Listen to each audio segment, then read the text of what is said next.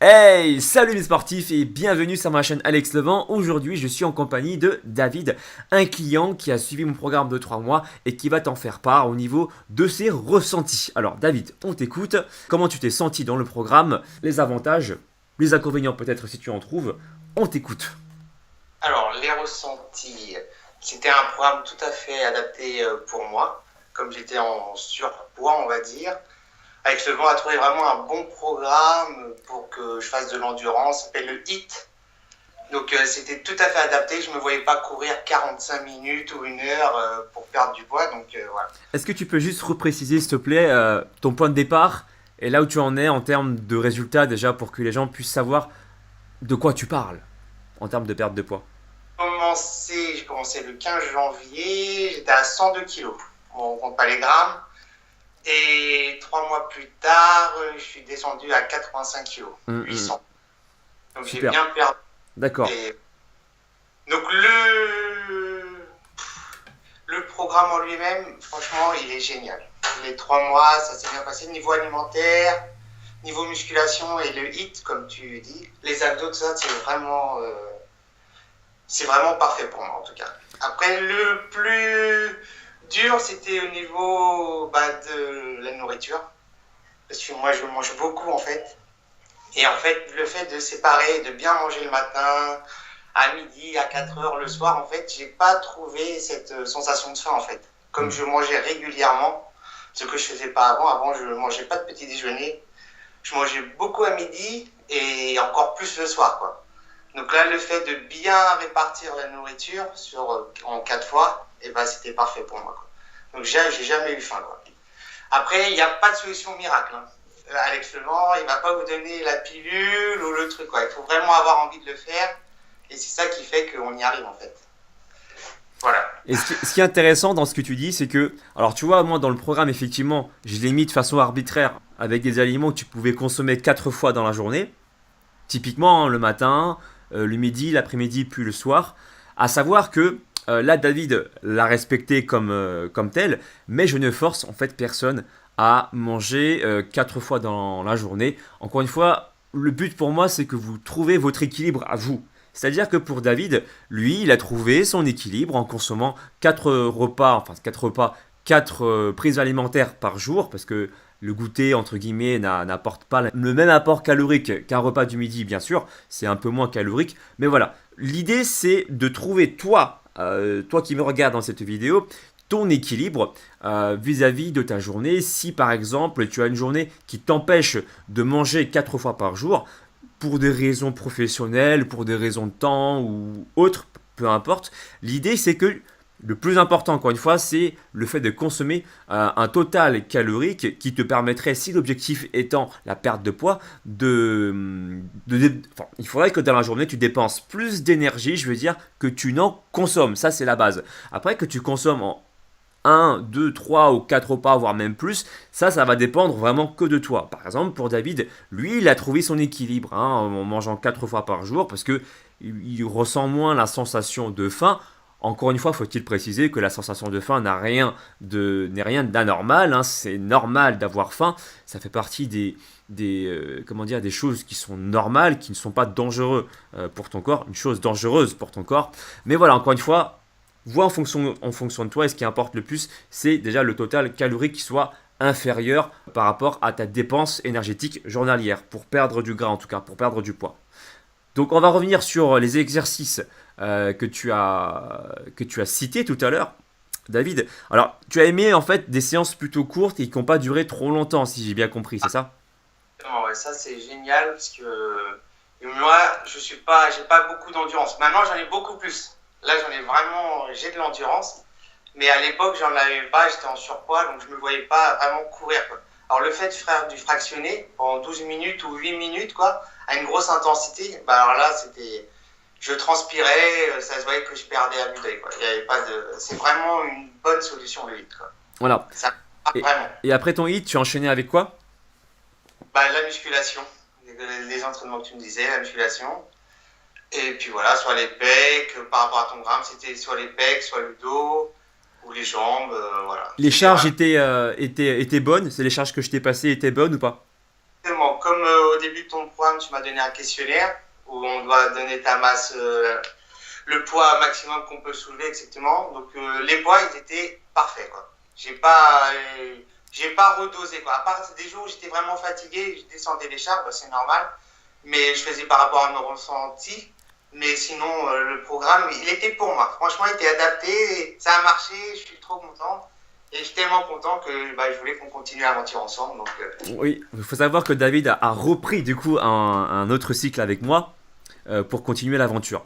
Concernant la personnalisation des programmes, justement, moi j'envoie des questionnaires, comme David le sait, en demandant à la personne de faire des tests physiques. Et moi, je travaille avec des tests sous maximaux. Donc, je vais demander à David de faire un certain nombre de répétitions. Et grâce à ce test-là, moi, j'évalue. Et ça me permet en fait de donner un ordre d'idée en termes de poids qui soit plus ou moins concret par rapport à la réalité. Alors bien évidemment, le poids ne sera pas sans faute, hein. Il peut y avoir une marge d'erreur, ce qui est normal, mais ça se rapproche déjà de la réalité et j'invite la personne qui suit mon programme à réajuster la marge d'erreur que j'aurais pu faire pour justement charger de telle sorte à ce que la dernière répétition que j'aimerais que la personne fasse soit là vraiment la dernière. C'est-à-dire que si je lui mets par exemple 4 séries de 9 répétitions maximales, il faudrait que la 9e répétition soit effectivement la dernière répétition que la personne puisse faire et qu'elle ne puisse pas faire 10 répétitions du coup. Et l'idée c'est que de série en série, puisque la personne va garder la même charge avec le même temps de repos inter-série, eh ben, c'est normal que, et tu me diras si c'est le cas pour toi, mais ça ne m'étonnerait pas que la personne n'arrive pas tout le temps à terminer le nombre de répétitions sur chacune des autres séries suivantes. C'est normal parce que la fatigue musculaire est présente et du coup, comme la fatigue est présente, et ben, du coup, le nombre de répétitions que tu vas pouvoir faire va diminuer. Est-ce que c'était le cas pour toi, pas David? Carrément, ouais. Voilà. La fin, c'était vraiment dur, c'était une tuerie, quoi. On a le ressenti, quoi. On sent que le muscle est fatigué. Franchement, c'est top. Ce que moi je cherche à faire, effectivement, ce que tu l'as dit, tu viens de le dire, pardon, c'est de chercher l'épuisement musculaire. Il y a beaucoup de personnes qui vont s'entraîner en salle et qui vont juste donner ce qu'ils ont, mais sans donner leur vie, entre guillemets. C'est-à-dire, je ne demande pas à la personne de ramper à la fin de la séance de sport, mais presque, disons. C'est-à-dire que moi, j'ai envie que la personne sente qu'elle a vraiment bossé, sente vraiment que le muscle, il a donné, et en sortant justement de sa zone de confort, c'est-à-dire en ayant des exercices qui sont intenses pour la personne, si tu veux, le corps, il n'a pas d'autre choix les prochaines fois que de changer pour moins souffrir. Et pour changer, qu'est-ce qu'il va faire le corps? Il va vouloir se décharger. Pour que ce soit plus facile pour lui, pour que quand tu vas porter des poids, ça soit moins traumatisant pour ses articulations, soit moins traumatisant pour pouvoir faire le geste proprement, et pour le coup, il va se débarrasser comme ça du gras. C'est pour ça que quand tu fais des séances qui sont intenses, qui sont ce que moi j'appelle glycolytiques, c'est-à-dire que tu vas utiliser du sucre comme une source d'énergie principale. Lorsque l'exercice est compliqué, le corps aime utiliser le sucre comme source d'énergie. Et à ce moment-là, le corps réagit. C'est pas en faisant des répétitions à l'infini, en faisant du 100, 200 répétitions, limite en sifflant et en regardant ce qui se passe dans le journal, que ton corps il va changer. Là, ça ne sert strictement à rien. Moi, je préfère que vous fassiez des séances courtes mais intenses pour justement générer tout un tas de phénomènes hormonaux qui va déclencher la perte de graisse. Voilà. Est-ce que c'était le cas pour toi? Oui, forcément, parce que ça marche, ça a marché. Suis-je bête? Qu'est-ce que je voulais dire? Là, je parle beaucoup, mais je voulais te demander, au niveau du plan alimentaire, alors du coup, est-ce que tu le considères comme étant un régime? Non, pas du tout. C'est pas du tout un régime. Plusieurs personnes et même amis disaient tu suis un régime. Je leur disais non, je suis pas un régime. C'est un mode de vie que je dois faire en fait. Parce que mon mode de vie est ancien, on va dire. J'étais en surpoids, donc je consommais trop quoi. Je mangeais mal. Bref, je ne veux même plus en parler. Donc voilà, maintenant c'est vraiment un rythme de vie une hygiène de vie que je m'impose. Et je t'ai même pas imposé, c'est qu'elle doit être quoi. Elle doit être comme ça pour me sentir bien, pour vivre mieux même. Pas pour que je sois mieux dans ma tête, Même par rapport à la vue des autres gens, je me sens mieux. Il y a tout à gagner en fait, D'accord. à ce mode de vie, quoi. Et dans le plan alimentaire que je t'ai passé, est-ce que tu as utilisé les différents choix alimentaires? Parce que je t'ai pas imposé un aliment particulier, je t'ai Mais mis il y a des choix. exactement, j'ai fait la pizza, j'ai fait le cordon bleu, j'ai... Non, on mange équilibré et c'est bon, quoi. Et la quantité, on mange des légumes à foison, on peut mettre des assaisonnements. Voilà, c'est équilibré, c'est bon et c'est parfait. Alors C'est du coup, franchement, quelle pizza tu as fait? C'est la pizza diététique de la laitière que tu as fait? voilà, exactement. Quand je l'ai vu, je fais tout de suite, c'est celle-là qu'il me faut, quoi. Mais du coup, tu l'as consommé combien de fois par semaine, la pizza, le cordon bleu, diététique et tout ça? Le cordon bleu, j'en faisais une fois par semaine avec ouais, le cordon une fois. Et la pizza, moi, j'étais pas. J'en ai fait deux fois par mois. Je la faisais deux fois, quoi. Après, j'étais très régulier à manger des légumes, du poisson. Voilà, je mangeais voilà, vraiment sainement. Bah, la pizza, c'est ça, mais j'avais plus de travail. Mais le soir, je préfère faire deux petits poissons avec mes petits légumes. Ça m'allait très bien, quoi. Super. Et Ouais. qu'est-ce que je voulais dire? Est-ce que tu respectais les grammages que je t'avais indiqués? Je respectais le grammage. Ouais, ouais, c'est un truc, c'est. Voilà. Le premier mois, en tout cas, j'ai tout fait à la lettre. Le grammage, j'avais ma petite balance tous les matins, le flocon d'avoine, les 50 grammes, etc. Je faisais vraiment à la lettre, quoi. Je voulais pas échapper à la lettre, sinon, dans ma tête, j'ai dit, ah, j'ai pas perdu, c'est peut-être à cause de ça, quoi. Donc, j'ai vraiment fait le grammage le premier mois, puis plus ça allait, puis après, je voyais à l'œil, quoi. J'avais plus besoin de ma balance, en fait. Mhm. Visuellement, je savais que bon, c'est cette quantité-là qu'il me fallait, etc. Et même avec le ressenti, quand je mangeais, j'en pouvais plus, j'arrêtais, quoi. Je me forçais pas, quoi. Du coup, tu Mais as le arrêté de premier, manger? Tu as arrêté de manger même quand tu connaissais la quantité qu'il fallait voilà, qu'il fallait exactement. consommer, mais tu t'arrêtais lorsque tu avais plus faim, on va dire. Exactement. Dès que Ok. j'avais plus faim, ben, je n'avais pas insisté à finir ma viande ou mes légumes, ben, j'ai arrêté de manger, tout Ok. simplement, quoi. Alors ça c'est super cool que tu aies compris ça. Alors pour ceux qui ne savent pas un peu comment je travaille, c'est un peu comme ça que je fonctionne. C'est-à-dire que moi je préfère vous donner au début une référence, une base pour que vous puissiez savoir ce que vous devez consommer plus ou même plutôt précisément. Et puis ensuite, je vous demande de réajuster ce que je vous ai apporté personnellement en fonction de vos ressentis alimentaires. Parce qu'il n'est pas évident, effectivement, de parler de ressentis des 80% de satiété lorsqu'on ne connaît pas en fait la quantité qu'il faudrait qu'on pourrait estimer. C'est pour ça que moi je vous aide au début. Alors cette aide-là peut être plus ou moins indispensable selon, comment dire, selon les personnes, hein, selon leur capacité à bien connaître leur corps. Mais au début, ça ne fait pas de mal, je pense, d'avoir une base avec des calculs plutôt concrets, avec vos apports en protéines, vos apports en glucides, vos apports en lipides. Et tout ça, en fait, c'est moi qui m'occupe de ces calculs-là, bien évidemment. Et puis ensuite, vous avez qu'à, entre guillemets, qu'à peser vos aliments pour savoir à peu près qu'est-ce qu'il vous faut en termes de quantité. Et puis ensuite, au fur et à mesure du temps, comme David l'a fait, au bout de 2 semaines, 3 semaines, ou un peu plus tôt ou un peu plus tard, hein, David il s'est pris au bout d'un mois ensuite, eh bien, vous pouvez réajuster les valeurs. Par exemple, eh bien, tu me diras si c'est le cas pour toi, David. Si tu avais encore faim, je propose très souvent à mes clients de consommer encore plus de légumes jusqu'à temps de ressentir justement ce niveau de satiété qui arrive, hein, les fameuses 80% de satiété. Si tu ne sais pas de quoi je parle, je t'invite à regarder la vidéo qui s'affichera ici sur le bouton i tout à l'heure.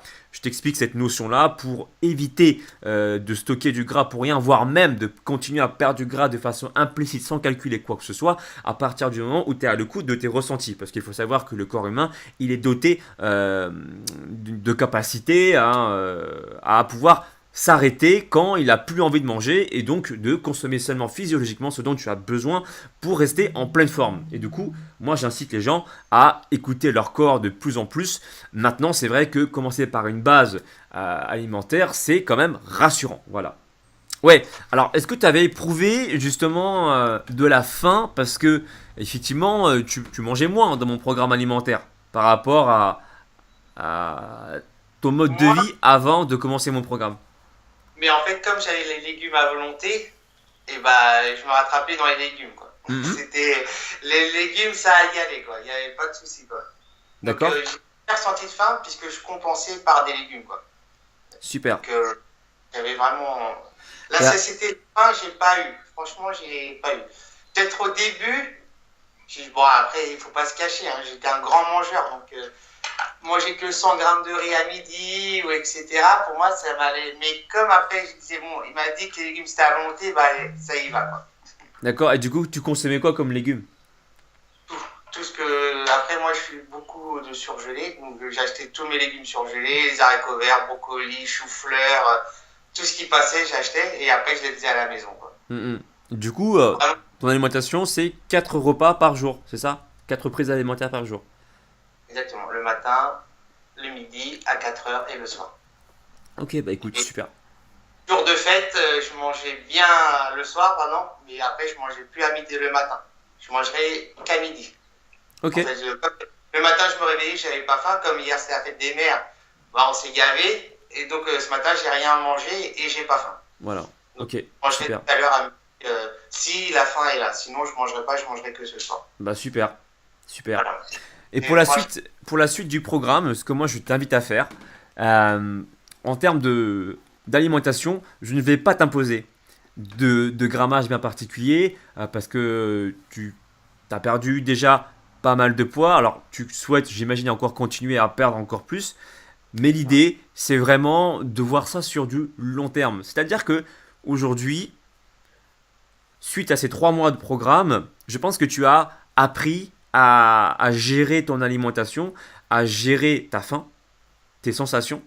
Et ce que je t'invite à faire maintenant, c'est en termes de quantité, de les définir presque toi-même. C'est-à-dire, je t'explique, tu peux continuer sur la base de 4 repas par 4 prises alimentaires par jour. Là-dessus, il n'y a aucun problème, parce que c'est comme ça que tu arrives à trouver un équilibre dans ta vie. D'accord?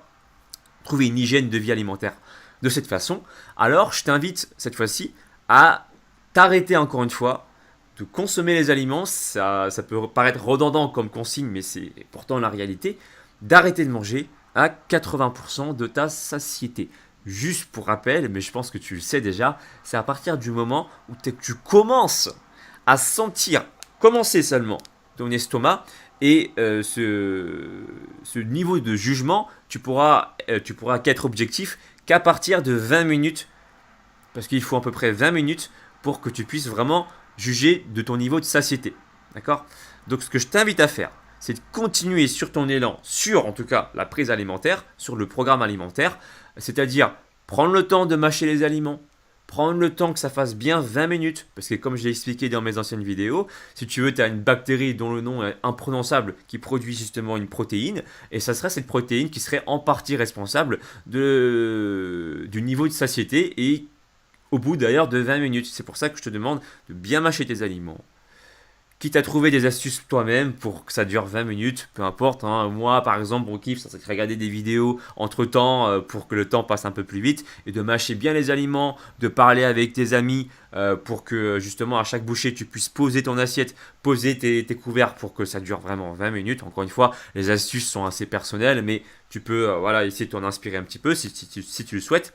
Et l'idée, c'est de t'arrêter du coup de consommer des aliments à partir de 80% de satiété, de garder le reste pour un autre repas ou tout simplement si tu vas au restaurant de ne pas terminer ton assiette si jamais tu n'avais plus faim et si jamais tu atteins surtout les 80% de satiété.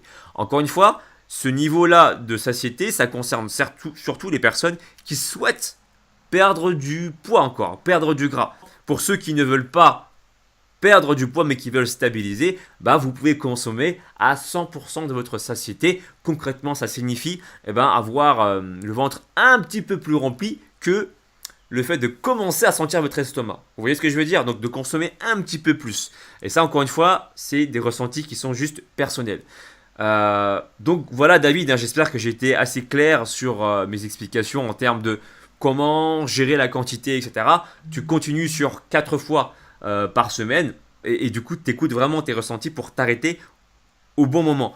Une autre astuce serait de consommer comme tu le fais déjà beaucoup de légumes pour t'apporter des fibres. Et c'est ça en fait qui va te caler rapidement de consommer des aliments qui sont le plus bruts possible. Éviter au maximum les aliments transformés ou du moins d'en limiter la consommation. Par exemple, tu vois, tu as consommé ma pizza diététique, mon cordon bleu diététique. Alors oui, certes, je l'ai amené pour que ça soit plus diététique, mais encore une fois, comme tu as pu le remarquer, je conseille de consommer ces aliments-là, même s'ils sont diététiques, entre guillemets, 2 fois par semaine. C'est-à-dire que je préfère que tu consommes des aliments plutôt bruts le plus souvent possible et de temps en temps te faire plaisir avec ces aliments-là pour faire plaisir à ton palais. Impeccable. Alors là, je vais donner une méthode qui va te permettre de continuer à perdre du poids en étant à l'écoute de tes ressentis alimentaires. Alors là, actuellement, tu pèses, tu m'avais dit 86 kilos, c'est ça? Tout à fait, ouais. Ok, sachant que tu as quand même perdu pas mal de poids par rapport à tes débuts, une bonne estimation réaliste et objectif pour perdre du poids, c'est entre 1 et au maximum 2% de ton poids que tu pourrais perdre par semaine. Donc là, tu pèses 86 kg. Ça veut dire que si tu veux perdre au minimum, tu pourrais estimer environ une perte de un peu moins de 1 kg par semaine. Là, tu es sur une perte de poids qui est tout à fait raisonnable.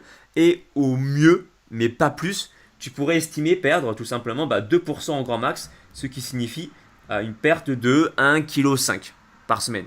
Donc, entre 1 kg, un petit peu moins d'1 kg, genre 800 grammes, et 1,5 kg, c'est la norme par semaine pour voir si tu consommes les calories qui soient suffisantes et surtout pas trop pour pouvoir continuer à perdre du poids. Tu vois ce que je veux dire ou pas? Donc, c'est-à-dire que tu vas allier à la fois les 80% de satiété, mais tu vas également observer grâce à la balance, pas tous les jours, ça sert à rien, mais par semaine, si ton poids il a changé ou pas. Et s'il n'a pas changé, il faudra tout simplement diminuer instinctivement quelques kilocalories pour espérer perdre entre, encore une fois, 800 grammes par semaine pour toi et 1,5 kg au grand maximum. Mais comme encore une fois tu as déjà perdu pas mal de poids, il faut savoir que le corps, il ne va pas déstocker aussi facilement qu'au début parce qu'il a toujours un système de protection pour pas que tu perdes trop vite. Donc c'est normal, si tu perds déjà même ne serait-ce que 1 kg par semaine, si on fait une moyenne, c'est déjà très très bien. Donc à toi maintenant de prendre les choses en main pour augmenter ou diminuer les calories pour que tu perdes plus ou moins 1 kg par semaine. Tu vois ce que je veux dire ou pas? Donc voilà, l'écoute de tes ressentis, les 80% de sensibilité, voire même donc consommer peut-être un petit peu moins ou un peu plus pour perdre ces fameux 1 kg par semaine. À toi de voir. Mais toujours en consommant 4 repas par jour, tu vois? Ouais, il n'y a pas de souci. Ouais. Il s'agit peut-être par exemple de, si tu prends des amandes, d'en consommer un petit peu moins, tu testes, tu vois. Et stratégiquement, tu peux diminuer des aliments qui contiennent beaucoup de kilocalories. Alors, je pense notamment aux lipides pour les baisser un petit peu plus. Et éventuellement, baisser aussi les apports légèrement en termes de glucides pour continuer à perdre du gras de façon saine, parce que, comme on le sait, les glucides sont un macronutriment, on va dire, non essentiel à ton corps. Non pas que tu en aies pas besoin, c'est juste que si tu en as pas, ton corps il est capable d'en synthétiser, tu ne seras pas tu seras pas en danger de ne pas consommer des féculents ou quoi que ce soit. Seulement, c'est intéressant d'en consommer quand même un minimum pour t'apporter de l'énergie, notamment pour la pratique physique, parce que, il faut le dire, lorsque tu fais du sport, le corps aime bien utiliser le sucre comme source d'énergie.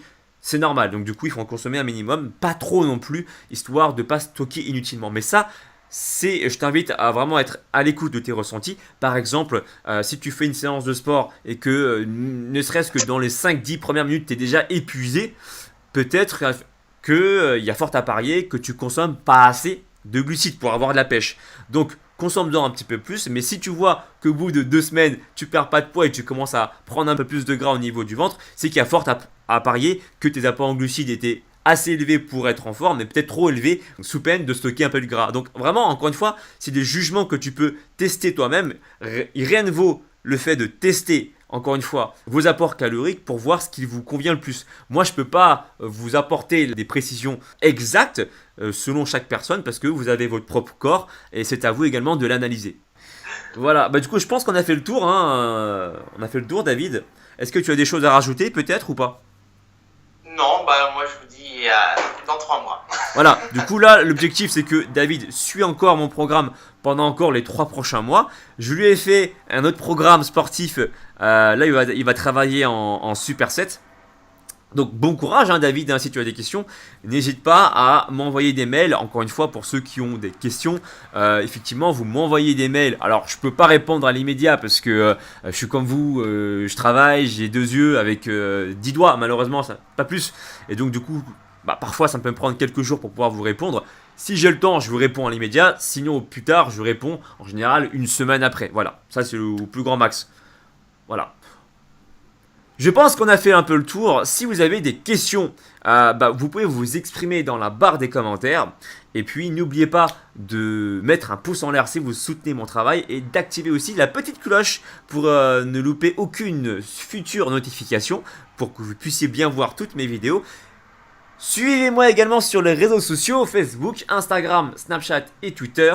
Et puis David, je te remercie encore du fond du cœur d'avoir pu partager tes ressentis avec ma communauté. J'espère qu'elle pourra s'en inspirer pour pouvoir progresser. Et David et ma communauté, je vous dis à très bientôt. Allez, ciao!